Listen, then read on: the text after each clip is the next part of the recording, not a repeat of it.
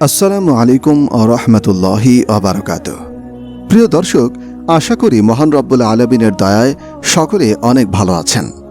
712 খ্রিস্টাব্দে স্পেন ও সিন্ধু বিজয়ে ইউরোপ ও দক্ষিণ এশিয়ার মুসলমানদের রাজকীয় উত্থান হয় তারুণ্যের পথ বেয়ে।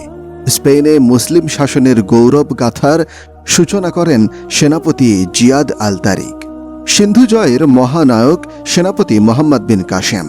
তারা দুজন ছিলেন টকবগে যুবক, বয়স 18 কি 20-এর মধ্যে বা কম বেশি। কালের স্রোতে হারিয়েছে স্পেনের প্রায় 800 বছরের মুসলিম শাসন। সিরাজউদ্দৌলার পতনে বাংলার স্বাধীনতার সূর্য অস্তমিত হয় 1756 সালে। অথচ 17 জন অশ্বরোহীর তাড়া খেয়ে দুপুরের রান্না করা খাবার ফেলে লক্ষণ সেন পালিয়েছিলেন 1204 সালে। বাংলা ও বাঙালির 820 বছরের ইতিহাস ভাঙল 2024। আইয়ুব খান ইস্কান্দর মির্জাকে হাওয়াই জাহাজে উঠিয়ে পাকাপোক্ত করেছিলেন নিজের মসনদ। মহান রেজা শাহ পাহলভি ইরানি বিপ্লবে ক্ষমতাচ্যুত হয়ে নিজেই বিমান চালিয়ে দেশ ছাড়েন। এখানে কাজী নজরুল ইসলামের উচ্চারণ, চিরদিন কাহার সমান নাহি যায়, আজকেই যে রাজাধিরাজ কাল সে ভিক্ষা চায়, ওয়াতু ইজ্জুমান তাশাও ওয়া তুজিল্লুমান তাশাও। এই আয়াতের পুরো অংশ ঐতিহাসিক খন্দকের যুদ্ধের পটভূমিতে 627 খ্রিস্টাব্দের মার্চ মাসে অবতীর্ণ হয়।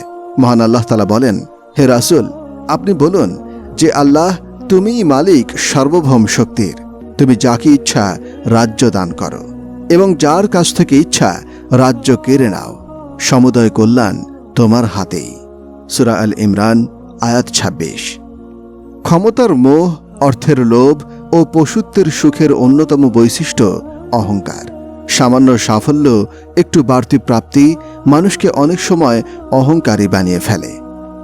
কিন্তু মহান আল্লাহ তাআলার নির্দেশ, অহংকারের বশে তুমি মানুষকে অবজ্ঞা করো না এবং পৃথিবীতে উদ্ধতভাবে বিচরণ করো না, কারণ আল্লাহ তাআলা কোনো উদ্ধত অহংকারীকে ভালোবাসেন না।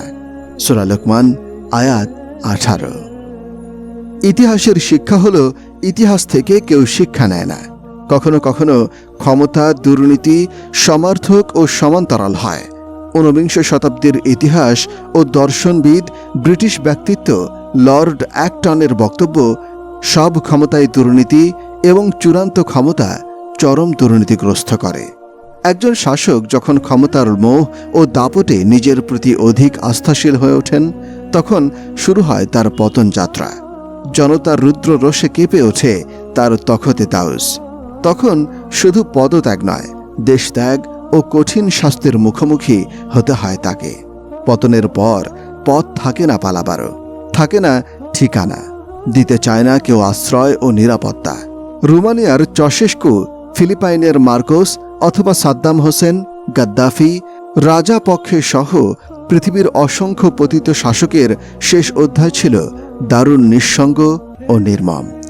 অত্যাচারী ফিরআউনের পতন, পরাজয় এবং মুসা আলাইহিস সালামের নেতৃত্বে দুর্বল ও সাধারণ জনগোষ্ঠীর হাতে ক্ষমতা চলে যাওয়া প্রসঙ্গে মহান আল্লাহ তাআলা ঘোষণা করেছেন, সেই দেশে যাদের সে দুর্বল রাখে তাদের প্রতি মোর অনুগ্রহ থাকে, তাদের আমি সেথা নেতা বানাইয়া সেই দেশের অধিকারী দিই করিয়া। সূরা কাসাস আয়াত 5। তিনি বলেন, যদি আল্লাহ তাআলা লোকদের একজনকে সাহায্য, অন্যজনকে প্রতিহত না করতে থাকতেন, তাহলে দুনিয়ায় বিপর্যয় তৈরি হতো। কিন্তু আল্লাহ তাআলা সৃষ্টি জগতের প্রতি কতই না অনুগ্রহশীল। সূরা বাকারা আয়াত 251। ক্ষমতার দুরন্ত জিহবা শান্তির পৃথিবীতে অশান্তির জ্বলন্ত শিখায় ফু দিলে মায়াময় ধরিত্রী হয় মানুষের শোণিত ধারা স্নাত। স্বৈরশাসকরা নিরাপত্তা কৌশল ও ক্ষমতার উচ্ছিষ্ট ভোগীদের মিথ্যা আশ্বাসে অতি আস্থাশীল হয়ে ওঠেন, যদিও বেলা শেষে সবকিছুই বিফল। 3 লাখ শ্রমিকের 300 বছরের অর্থহীন অমূল্য শ্রম ঘামে মহাচীনের প্রাচীর অর্থাৎ গ্রেট ওয়াল নির্মাণকালে দুর্ঘটনায় প্রাণ দেয় লক্ষাধিক শ্রমিক।